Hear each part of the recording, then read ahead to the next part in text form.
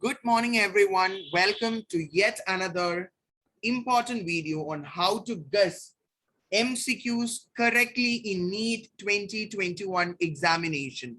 Listen to each and everything that I'm going to tell you very carefully with full concentration. Listen to me very carefully for the next 3 to 4 minutes. I will tell you how to guess MCQ questions correctly in Neet and how to reduce the negative marking. Already have done a detailed video on that 2 days before regarding how to reduce your negative marking as well. Hope that video helped you in your mock test and is going to help you in your final exam as well. So today I am going to speak out how to guess the MCQs correctly for your Neet 2021 examination. Point number one, the first and the foremost important tip that you can follow is by eliminating the inappropriate option. For example, in certain questions, you will directly come to the answer by eliminating the incorrect answers. Maybe all the 4 options, like the answer will be, or the question and answer for the particular type will be unfamiliar, not familiar for you guys. But you can directly come to the point or come to the answer by just eliminating the most inappropriate option. Okay, you can avoid inappropriate option and finally the one that is left behind gives you the correct answer. Point number one. Point number two, in case of certain questions like which of the following statements are true about parenchyma, or which of the following statements are true about that and this. If they're asking you a question like that, if you see such a kind of a question in your paper, directly read the question twice. Which of the following statement is correct or is not correct? Identify the negatives or identify the specific word that the question demands. Clear? Because a grammatical error will confuse you. They are including such grammatical words in the question paper in order to make you confused and in order to make that simple question tricky, confusing, and negative for the candidates. Clear? So don't fall in such kinds of traps. You must read the question twice, understand the meaning of the question, then only come to the answer. You must understand which of the following is correct about or which of the following is not correct about. Choose the incorrect statement. Choose the correct statement. Listen to the question first very carefully.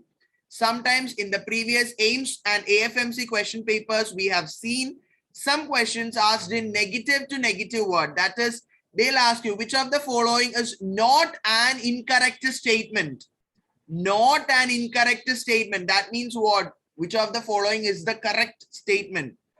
Instead of simply asking you a question like which of the following is correct, they are making the question twisted and is going to ask you like which of the following is not incorrect statement. So two negative means it's a positive statement. So you have to understand the meaning of the question, then only comes to the answer. Point number 3. In case of a question like, as I have already told you, which of the following is correct or choose a correct statement. You are reading the first option and that you find to be a correct statement. So immediately don't come to your OMR and bubble it. Okay. Directly go to the D option. After you read the option number 1, and if you find that statement is correct and that's the answer for the question, you directly come to the option D or option C and find out whether they have given any such kinds of options like which or both A and B or both B and C or all of the above or something. Then if such kinds of an option or trend is observed in your OMR or question, then you start reading statement 2, statement 3, etc. Clear? Otherwise, sometimes all the 3 statements or statement A and C would be correct. After you read A, you will mark the option and then only you will notice like option D will be like both A and C will be correct. And after you read C, that will create only tension and depression for you. So at the instant when you're reading a paper itself, make sure you read the question twice, understand is it a positive or is it a negative question, and then you come to the option, read the option, first option, go for the 4th option and find out whether anything like both A and B, A and C or whatever, all of the above, none of the above, something is given. Then only read the rest of the option. That can save your time, that can save you from doing negative mark as well that help you to guess the MCQs correctly.